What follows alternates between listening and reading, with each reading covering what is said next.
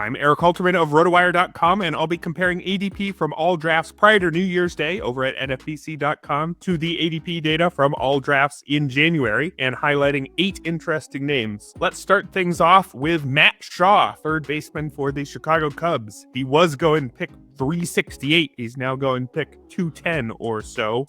And the reason is the Cubs traded away Isaac Paredes in the Kyle Tucker deal, and they didn't bring anybody else in. So it seems pretty clear that Matt Shaw is going to be the team's opening day third baseman. The good here is he's a pretty highly anticipated prospect at RotoWire. He's our number 6 prospect overall. Remember, those are fantasy-focused rankings. In the real-world-focused rankings over at MLB Pipeline, he's 19, so still quite a good prospect. He hit 284 with 21 homers, 31 steals, and 121 games in the upper minors last year. He's a well-rounded player. He's got some power, some speed, some average, some defense. He's got a good eye as well. Looks like a player who should be able to hit the ground running and contribute across the board. The bad here, well, he hasn't actually been named the opening day third baseman yet. So if you take him, you're taking the risk that the Cubs say, hey, guess what? You need to work on your defense for a couple weeks at the start of the season. He's only had 35 AAA games. He's not yet on the 40-man roster. So you could see the Cubs maybe doing that.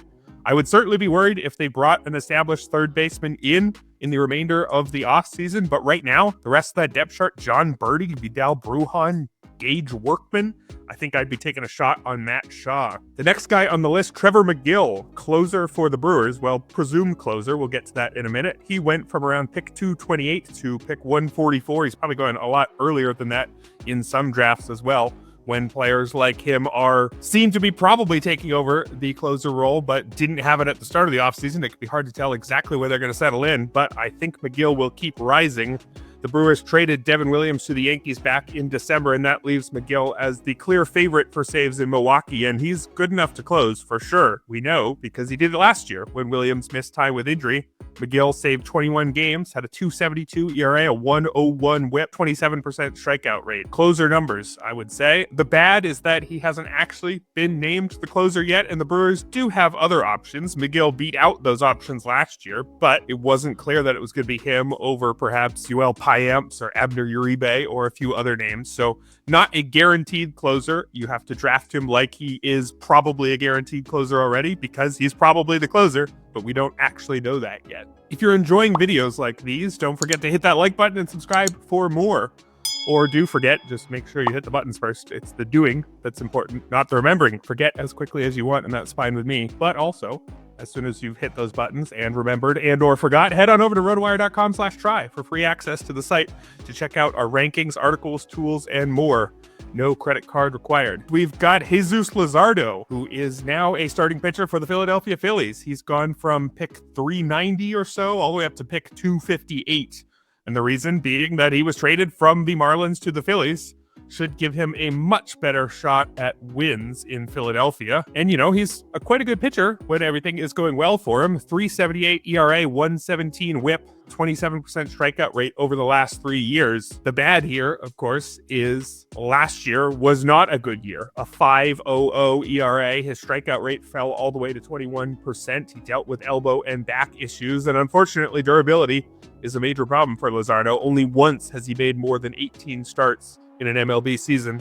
Also, that win upgrade that I talked about, probably going to get canceled out by a park downgrade. I'm not totally sold on the new price for Jesus Luzardo, but if this is a season where he stays healthy, you'll probably get a profit even at that elevated price. From a new Philly to a former Philly, we've got Jeff Hoffman next on the list here. He was going in the late 200s. He's now going as high as the 100 to 150 range. The reason being that he was a free agent with an uncertain role, and now he's signed with the Blue Jays, where he is probably the closer. Previously, depending on where he signed, he could have been a setup man. He could have been somebody who was being talked about converting back to starting, which, you know, could have been great for his fantasy value, but could have gone quite poorly. Remember AJ Puck last year. So that certainty certainly has made fantasy drafters more interested in him. And man, he sure looks good enough to close. Over the last 2 years with the Phillies, Hoffman had a 2.28 ERA, 0.94 whip, a 33% strikeout rate against a 7% walk rate. Definitely closer numbers. The downside here,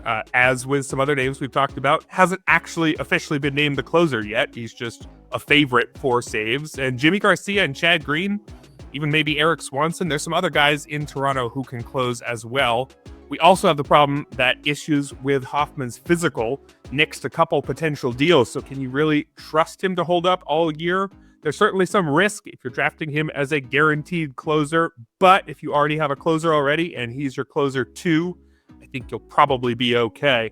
Another closer who is shooting up the draft board, well, I should say another possible closer, Jordan Romano, signed with the Phillies, could be replacing, well, not exactly replacing Jeff Hoffman, because here we'll start with the negative. The Phillies don't necessarily need a closer. They don't necessarily go with a set closer. Somebody like Jeff Hoffman, who could have been a closer, never really had the job for an extended period in Philadelphia. Carlos Estevez had it for a bit last year. Craig Kimbrell had a brief period earlier in Rob Thompson's tenure, but the Phillies are one of the teams that is perfectly happy going with a committee. So if you pay the elevated price for Romano, you might just be getting a committee lead. You also might be getting someone who doesn't belong in the late innings at all. Last year, Romano had a 6.59 ERA. His strikeout rate fell all the way to 21%, and he underwent elbow surgery in July.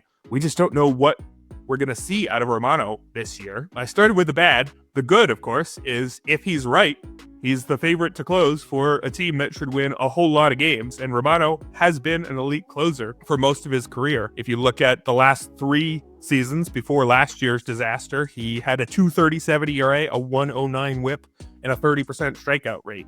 If he gets back to being that guy and is used as a closer by the Phillies, he could be one of the better ones out there. Let's move back to a trio of hitters to end the video today, starting with Isaac Paredes, who has gone from about pick 244 to 191 after being traded from the Cubs to the Astros in the Kyle Tucker deal. We talked about this one earlier. It was the deal which created an opportunity for Matt Shaw, because now Isaac Paredes is in Houston. The good here is that it's really good for Isaac Paredes to be in Houston. He is a weird hitter, but Minute Maid Park, specifically the Crawford boxes, that short left field is great for him. Right-handed power, I should say, so power to left field. Wrigley Field is a tough place to hit. A 94 park factor for right-handed homers over the last 3 seasons, according to StatCast. Over at Minute Maid Park in Houston, that's 105, so quite a big upgrade there. Paredes gets to his power not by hitting it all that hard, but by hitting it often and hitting it in the air and hitting it down the line. Not dissimilar from Alex Bregman, who really loved those Crawford boxes. So it's a great park for Paredes. I can fully get behind this rise. The only downside is it's hard to get excited about a player with such a weird batted ball profile. It has generally worked for Paredes, but he had the 5th lowest hard hit rate among qualified batters last season, 10th lowest in 2023. He's a weird player, and I understand just not wanting any part of him, but he's in a park that maximizes his strengths. I think his elevated price is still worth paying. Willson Contreras has moved up from 88 to 71 since the calendar flipped to 2025, and the reason is that he's shifting from catcher to first base, but he'll still be eligible at catcher in your league. And that shift gives him a huge upgrade in potential playing time and probably durability as well. Contreras, he already hit like a first baseman. All 9 of his major league seasons, he's had an above average batting line. He's had a double-digit barrel rate for 6 straight years, and OPS of at least 815 for 3 straight seasons. He's a decent first baseman who's just been stuck crouching behind the plate for his whole career. I think this is going to work, and I think he's going to play a ton. I think he's going to be one of the top fantasy catchers this year. I'm interested in this elevated price. If I have to come up with a negative, it's that the Cardinals have been just kind of weird about him ever since he showed up, hating on his defense right away and not wanting to give him as much playing time as you'd expect for someone who got the contract he received. So maybe they're going to continue to jerk him around again. If he has a poor start, is he going to be stuck on the short side of a platoon? I don't think it's going to happen.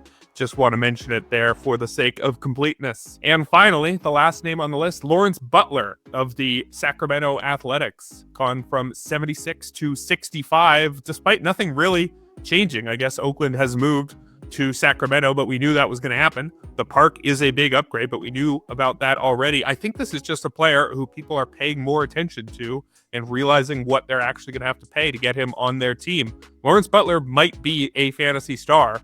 Now, he wasn't a huge prospect. He started slow last year, was even sent down in mid-May, but he returned in mid-June, hit 291 with 20 homers and 15 steals. You prorate his numbers since he returned, over 600 plate appearances, and you get 291 with 36 homers, 27 steals, 100 runs, 91 RBI. If he were to do that, that's Francisco Lindor. That's almost Bobby Witt territory. I don't think he's going to quite do that over a full season, but he could be a lot worse than that and still justify a 5th round pick. The bad here, I guess, is that he wasn't that much of a prospect and didn't have a very long track record, so maybe we expect more of a sophomore slump than with most players, but I like Lawrence Butler. I'm in even on that elevated price. That's going to do it for today's video. Remember, like, subscribe, forget in that order, and we'll be back with more videos throughout draft season.